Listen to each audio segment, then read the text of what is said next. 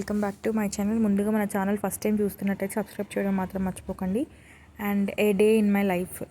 So ఇవాళైతే first morning లేవగానే చాలా లేట్గా లేసాం. ఈరోజు గ్రహణం కాబట్టి ఇంకా మా మమ్మీ టిఫిన్ కూడా ఎర్లీగానే ప్రిపేర్ చేయడానికి స్టార్ట్ చేసింది. ఇడ్లీ అనమాట ఈరోజు టిఫిన్.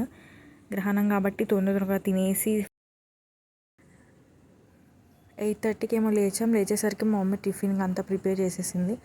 అండ్ ఇడ్లీలోకి కొంచెం కారం పొడి వేసుకొని తింటాను, అంత పల్లి చట్నీ అయితే ఇష్టపడము. సో అందుకని చెప్పి కొంచెం కారం పొడి వేసుకొని తినేసినాక ఇంకా ఫ్రెష్ అప్ అయిపోవాలి. ఎందుకంటే మళ్ళీ గ్రహణం వచ్చాక తినకూడదు కాబట్టి ఫ్రెష్ అప్ అయిపోయి మళ్ళీ మా మమ్మీ లంచ్కి ప్రిపేర్ చేస్తా అని చెప్పారు.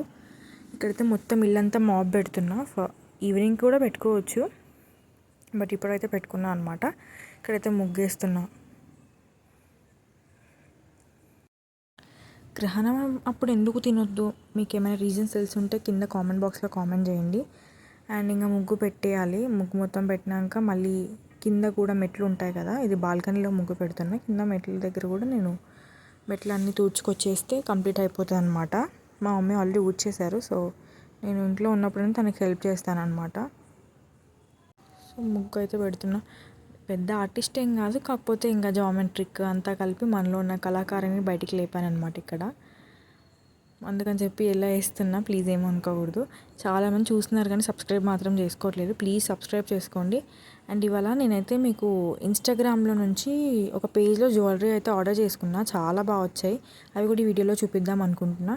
ఇక్కడైతే ఇంకా టైల్స్, కిచెన్ దగ్గర టైల్స్ ఉంటాయి కదా, అవి కూడా చాలా దుమ్ముగా అయిపోయాయి. కన్స్ట్రక్షన్ వర్క్ జరుగుతుంది పక్కకి, అందుకని చెప్పి చాలా డస్ట్ అయిపోయింది. అందుకని చెప్పి ఒకసారి ఈ టిప్ మీరు ట్రై చేయండి. ఏంటంటే మనకి పెయింట్ బ్రష్ ఉంటుంది కదా, దాంతో ఇట్లా టైల్స్ పైన సన్నగా ఉంటుంది కదా, అందులోకి డస్ట్ పోతుంది అనమాట. అందుకని చెప్పి నేను చేస్తున్నా అట్లా ఆ బ్రష్తో ఊడ్చినట్టు చేసి ఇంకా వైప్తో క్లీన్ చేస్తున్నా. ఇదైతే నార్సింగ్లో తీసుకున్న క్లాత్ 1 మీటర్ తీసుకున్నాం, మస్తు వచ్చింది. అండ్ మీకు ఇప్పటిదాకా చెప్పినా కదా, ఇది ఆ జ్యువెలరీ. అండ్ 300కి మీటర్ పడింది ఆ క్లాత్. మల్ కాటన్ చాలా బాగుందని చెప్పి తీసుకున్నా. దానికి ఎలా వాడుతానో తెలియదు. అండ్ ఇదేమో ఇన్స్టాగ్రామ్ పేజ్లో నుంచి ఆర్డర్ చేసిన. మస్తు అంటే మస్తు ఉన్నాయి.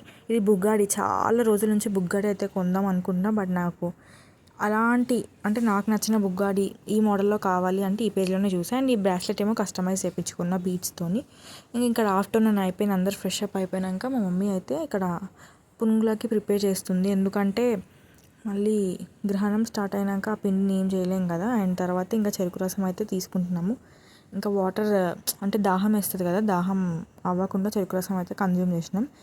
ఇంకా గ్రహణం పట్టే కొద్ది సమయం ముందు గరికేసి పెట్టింది.